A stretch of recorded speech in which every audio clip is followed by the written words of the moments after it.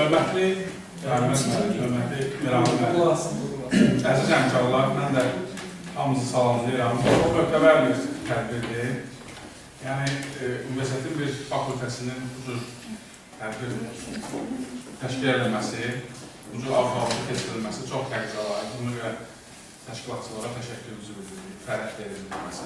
Eyni zamanda bu bir müqəddəs bir mövzuya həsr olunur. O da əlavə bir alqışa layiqdir. Mən bu mövzunu hazırlayarkən demək, istifadə elədim ki, konferansda bir kiçik orta biznesin innovativ həlləri bölməsi var. Həmin bölmə üçün hazırladım bunu. Bu dayanıqlı şəhərdə hərəkətin yaxşılaşmasında KOV-un innovativ həlləri və onun maliyyələşməsi yolları. Belə anladım mən çıxışım. Və mən burada bizim mərhum bir sabiq qəhrəman var idi. Bəli, mən də deməm olur. Allah rəhmət. Buna səcavili dərsin deyib mənə. Onu mən xatırladım. Sabit Gümüşlü oldu. Qəhrəman ve qəhrəman Gümüşlü oldu. Bu tədavül oldu. Ramiz mənim kapitası. Bu şəkli var. Sonra universitetdə fərqli professor oldu. Amma ki, o Bankçı Kafedrasında işləyib. Və onun çox belə maraqlı fikirləri var idi. Onun bir fikrindən mən bu günləri, yəni bu tədqiqat aparanda ilham almışam. O deyirdi ki, tədqiqatçı onu narahat edən mövzunu təhlil edəndə daha uğurlanır. Yəni, onu narahat edir. Elə belə ona yad olmasın o mövzu. Onu narahat eləsin. Mən də elə bilirəm ki, bu günləri göstərdiyim mövzu nəinki məni hamını narahat edir. Avtomobil yollarında tıxac, yəni ki, böyük əksəriyyəti narahat edən problemdir. Və bu problem əlbəttə ki, bu Qarabağda, Şərqi Zəngəzurda bundan danışmaq tezdir. Heç olmasın orada. Amma ki, bu əsasən paytaxtın problemidir, böyük şəhərlərin problemidir, Gəncənin, Sumqayıtın və s. Əsasən paytaxtın problemidir və nəzərə alınır ki, Qarabağda, Şərqi Zəngəzurda qələbənin alınmasında və orada bərpa proseslərində paytaxtın nə qədər rolu var? Yəni, paytaxtda qərarlar qəbul olunur. Paytaxtda türklər demişkən altyapı hazırlanır, o Qarabağın bərpası üçün. Ona görə bu baxımdan yanlışanda paytaxtdakı hərəkətin, nizamın təmin olunması əlbəttə ki, Qarabağında xeyirlədir. O baxımdan hesab edirəm ki, mövzu bu baxımdan da aktualdır. Və mən belə bir sual vermək istəyirəm ki, yəni hamımız buna rastlaşır, amma bunu araşdırmaq lazımdır. Həllini tapmaq üçün araşdırmaq lazımdır. Demək, birinci sualımı belə qoyuram ki, görəsən tıxac ayrıca problemdir, ya da böyük bir problemin hissəsidir. O suala cavab vermədim, ikinci sualı qoyuram ki, tıxac problemini iqtisadiyyat həll edirlər, yoxsa yox? Və cavab verirəm ki, bu problemin həllinə nəqliyyat sistemi, şəhər salma, rəqəmsal sektor, ticarət, istehsal, təhsil, digər sahələr cəlb edilməlidir. Bəs ümumən iqtisadiyyatı yada salırıq ki, biz deyirik, maddi nemətlərin istehsalı, mübadiləsi, bölgüsü və istehlakı zamanı əmələ gələn münasibətlərin məcbusudur. Avtomobil yolları ilə insanlar və yüklər daşınır. Demək, bu qlobal mənada resursların hərəkətidir, proseslərin idarə olunmasıdır, idarəti ilə də iqtisadiyyat məşğul olur. Tıxac hər yerdə olur. Tıxac kənddə də olur, əsasən yay mövsümündə, avtomagistrallarda da olur, məsələn, qəza vaxtı, İraq pandemiya vaxtında görmüşük onu. Amma əsasən tıxac şəhərə xas problemdir. Tıxac urbanizasiyanın, bayaq da Ziyaddan qeyd elədi, urbanizasiyanın şəhərin idarə olması problemlərindəndir. Su, işıqlandırma, yaşıllaşdırma kimi. Latın dildə urban şəhər deməkdir, urbanizasiya şəhərlərin inkişafı prosesi, əhali və həyat fəaliyyətinin şəhərlərdə təmərküzləşməsidir. Mövzu dövlət ədəbiyyatda. Bu qədər hər gün biz buna rastlaşırıq bu problemlə, amma gəlin görək ki, bunun araşdırılması hansı səviyyədir. Bunun araşdırılması çox aşağı səviyyədir. Demək, mən baxmışam, ümumiyyətlə Sovet iqtisadi fikrinin formalaşmasının əvəzsiz bir mənbələrindən olan Makros Ekonomik jurnalında 5 il baxmışam, son 5 il ərzində bu mövzu demək yoxdur. Buna yaxın mövzular var, amma bu mövzu yoxdur. Amma daha möhtəbər ədəbiyyatlarda isə ən möhtəbərlərini bildim mən Jake Jacobs'un Amerikanın möhtəşəm şəhərlərinin ölüm və həyatı əsərini qeyd edilmişdir 61-ci ildə. Ziyad müəllimin, Təməlzadənin Sosial-Ekonomik Razvitya Qoroda baxıb 82-ci ildə dərc etdiyi kitab var. Vulkan Vučićin Transport Qaradan Udobno dla жизни 2013-cu ildə kitab var. Sonra da Makros Ekonomikada ona yaxın mövzular var. Medikovanın Effektivnost başlı Qaradov, Teoriya empirika 2023-cü il Уценко, когда размер не имеет значения. Фактор innovasyonun привлекательности srednikalıdır. Yəni, və bütün bu ədəbiyyatlarda görsənir ki, nəqliyyat hərəkətinin, tıxacın şəhər iqtisadiyyatının bir hissəsi olduğu göstərilir. Yəni, bu problem şəhər iqtisadiyyatının bir hissəsidir. Şəhərin fəlsəfəsi. Necə oldu ki, şəhər yaranır? İnsan məskənləri təkamül yolda keçir. Əvvəllər insanlar mağaralarda, sonra kəndlərdə yaşayıb, daha sonra onların bir qismi özünə məxsus həyat tərzini qorumaq və əziyyət təminatı ilə məşğul olmaq üçün kəndlərdə qalsa da digər qismi şəhərləri yaradır.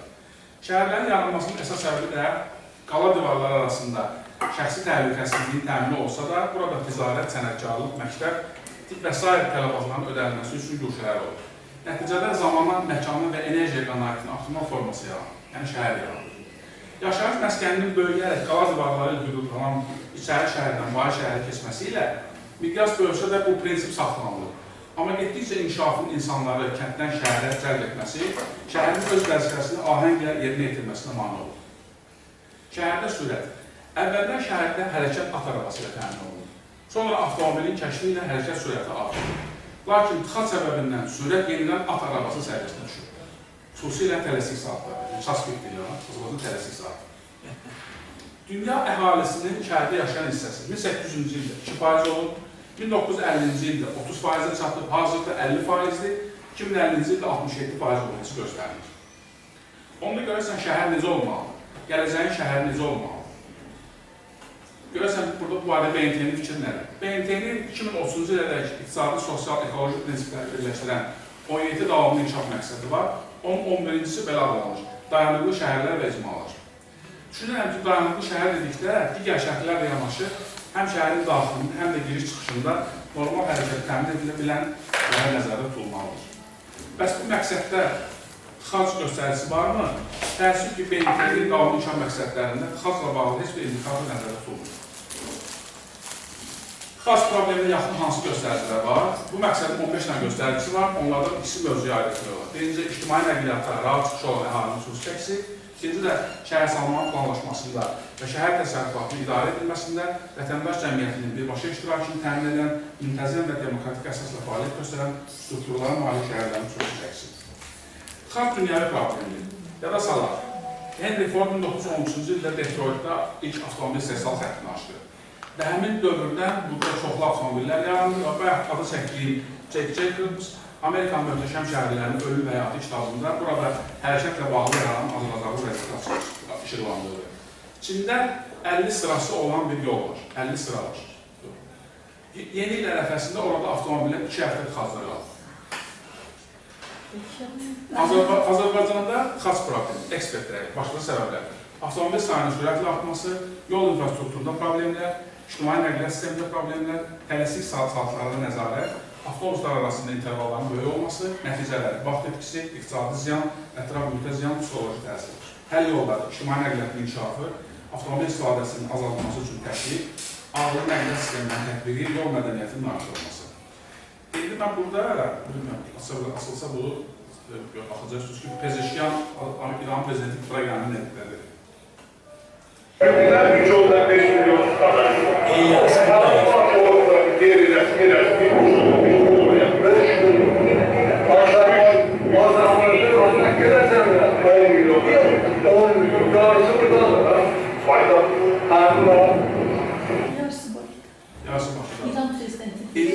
bu İran prezidentinin, yəni İran prezidentinin bunu deməsi məsələ olduğunu bilmək ki, yəni sərhədlər boş qalmamalıdır, uzaq kəndlərimiz boş qalmamalıdır və mütəxəssislərin fikrincə Azərbaycanda əhalinin 60%-i ərazinin cəmi 3%-də yaşayır.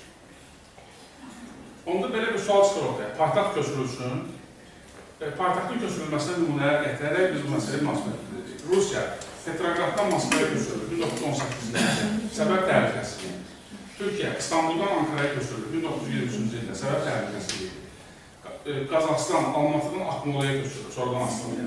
1994-cü il, yenə də səbəb təhlükəsizliyi. Yəni, bu köçürmələrin heç birində iqtisadi problem olmuyor. Hamısı iqtisadi təhlükəsizliyi. Amma sonra da Astanaya keçir. Sonra da Akmoldan Aslanaya.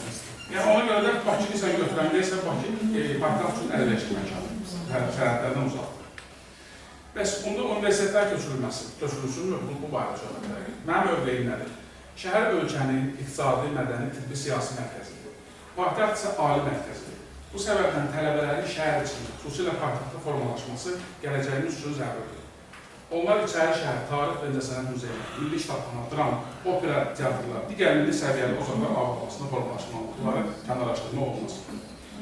Prezidentin müşavirələri 25-ci ildə Prezident İlham Əliyev nəqliyyat məsələsində həsr olunmuş iclas zamanı dedi. İri infrastruktur layihələrini həyata keçirmişik, bu sahədə böyük işlər görmüş, amma ona baxmayaraq Bakıda tıxacların sayı hər il artır. 23-cü ildə Prezidentimiz Nəqliyyatın Əlaqələrinin Şurasının bağlı sərəncam verir. 24-də Askom publik şəxsini yaradığı nəqliyyat sistemində olan böyük bir holdingdir. Və bu sahədə uğurlarımız var. Mesela Aynanın sədri bildirir ki, gün ərzində Bakı ətrafı qəsəbələrdən paytaxtda 400 min adam gəlir.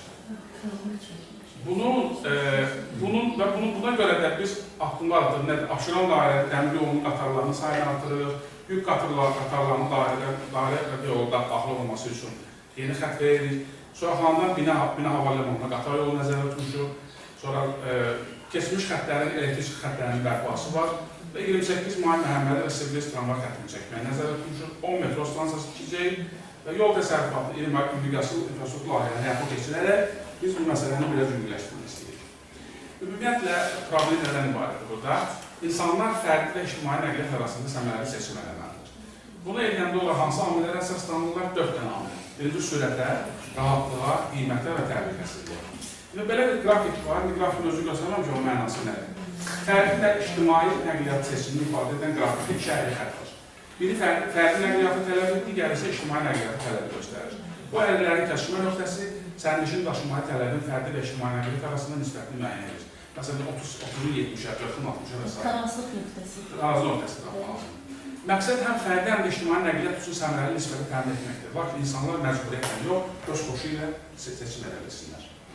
İndi burada problemlərdən biri nədir? Bakıda yol uzunluğu ilə avtomobil sayının arasındakı nisbət.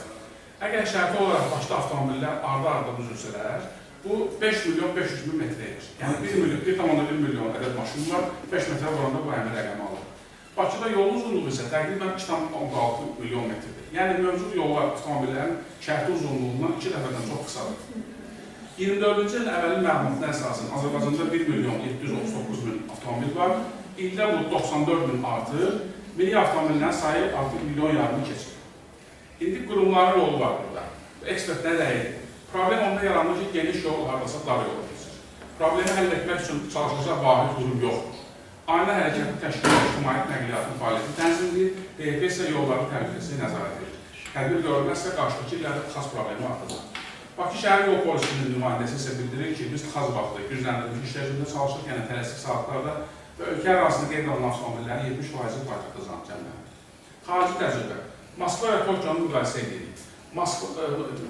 Moskvada tıxac var, Tokiyada tıxac yoxdur. Səbəb odur ki, Tokiyanın yolları Moskvaya nisbətən ərazi təxminində eynidir, amma Tokiyanın yolları Moskvaya nisbətən 7 dəfə uzundur. Berlində də tıxac görməmişəm. Səbəb bina tikintisinə icazəni verərkən yolun enini nəzərə almasıdır. Yəni yol ensizdirsə, hündür mərtəbə icazə verilir. Londonda tıxac problemi həll etmək üçün mərkəzə girişi 15 funt edirlər. Singapurda da edirlər. Yaşadığı yerə yaxın işləmək. Belçikada Şərnro şəhəri yanında qəsəbədə ağır texnika istehsalçısı olan məşhur kənd firmasının zavodu var. Onlar edirlər 5 kilometr yaşayış, 5 kilometr sənaye olması. Yəni insanlar uzaqda işləməsinlər. Xaç problem mübarizədə Elon Musk'la qoşulub əyləşəbləndirir. Demək, o Las Vegas'da sürücüsüz elektromobillər üçün tünel tikir, indi Dubayda tikir, 1 saatda 20 min sərnişin dövriyyəsi nəzərdə tutulur. Mən fikirləşirəm ki, qan damarları ilə yol arasında bir paralel aparmaq olar. Yetkin bir insanın qan damarlarının ümumi uzunluğu təxminən 100 min kilometrdir. Yəni qan damarlarının ümumi uzunluğu yer kürəsini təxminən 2,5 dəfə dolmalıdır. Yəni bir adamla söyləyir. 40 min kilometrdə 2. Bəli, düşündür. Damarlar kəsişmədiyi kimi yollar da kəsişməsə tıxac olmaz. Yəni ki, burada tunellər və köprülərin tikilməsi məsələsi var. Və Tiflisin mərkəzində bu prinsipdən istifadə olunur. Onlar bu istifadə istifadə edir, burada şəklində də göstərmişəm. Tıxacla mübarizədə qobul imkanları. Sahibkarlar regionlara sərmayə yatıraraq ölkəmizin tarazlı inkişafına kömək edə bilər. Kobiya bunu təşviq edir. Onda şəhərlərdə tıxacla azalır. Tağıyevi, Azərbaycanın tağıyevi hamı yadda saxlayır. İndiki sahibkarların yadda qalması üçün üsullardan biri. Ev söküb tikərkən yolu biraz genişləndirsinlər. Adı və əməli binanın üzərində lövbədə yazılır. Uzaqdan iş və çevik iş saatları. Bakıda Avropa oyunları zamanı fərqli iş qrafikinə keçirilmişdir. Yaxşı nəticəli olur.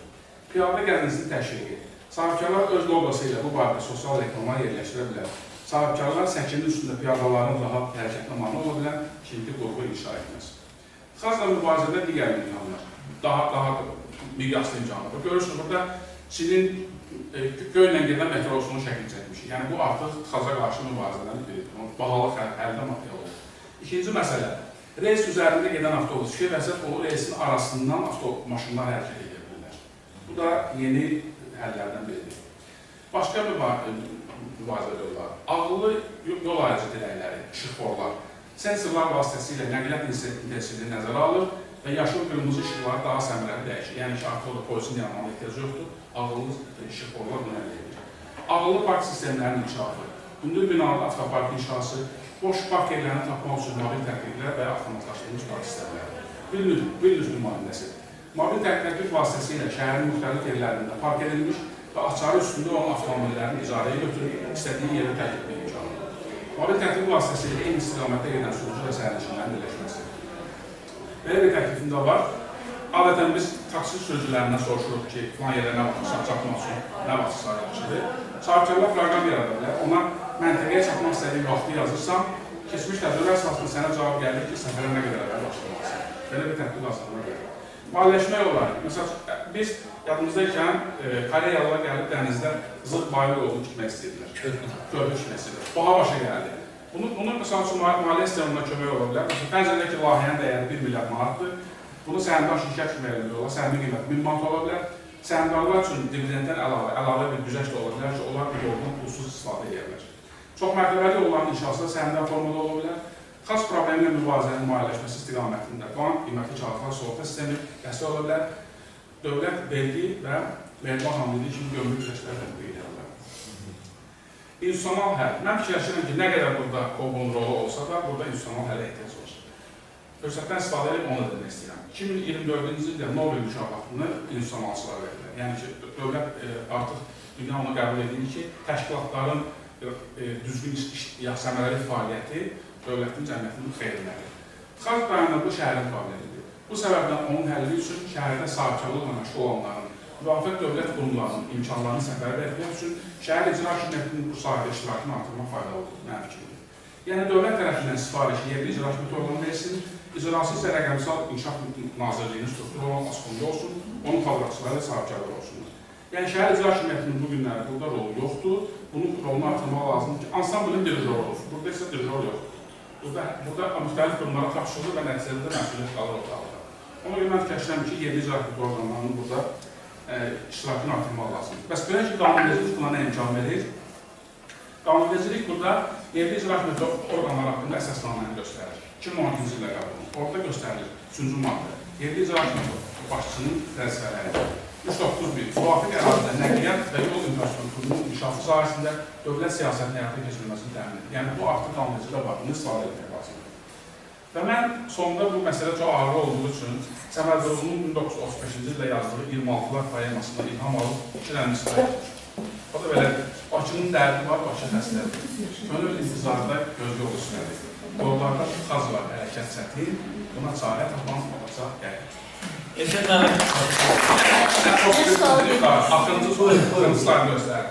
Çıxışımı bir statdan gələn arzu ilə tamamlayıram. Alman yazıcısı, itirilmiş nəsli nümayəndəsi sayılan Erich Maria Remark'ın Lisabonda gecə əsərində deyilir. Ən gözəl şəhər hansıdır? Ən gözəl şəhər insanın xoşbəxt olduğu şəhərdir. Hamınız da şəhərinizdə xoşbəxt olmanız arzusuyla bizə görüşürük. Birinci məsələ odur ki, bu qeyd etdiyim ki, bu tıxaz məsələsi çox az tədbir olunan məsələdir. Görmüşüm. Mən orada kompleks yanaşma istədim ki, bütün amillərə, görə bildiyim mümkün amillərə hamısı araşdırım. Və burada məsələ nədən var? Mən insanların xoşbəxt olması üçün, özü üçün avtomobil alsınlar, son tərəfdarıyım. Çox gözəl. Məsələ onun konsentrasiya var. Məsəl üçün, avtomobil yollarına baxın. Avtomobillə 19.000 kilometr bizim yolumuz var. 16.600 kilometr asfaltlanmışdır. Amma 2.600 Bakıdadır. Yəni ki, bunun tutaq ki, 30%, 35% Bakıya düşür, avtomobilləriniz 70% düşür. Burası çıxıb dözə bilmir. Bu gözəl tədqiqat yönümlü çıxışlarla əlbəttə təşəkkür edirəm.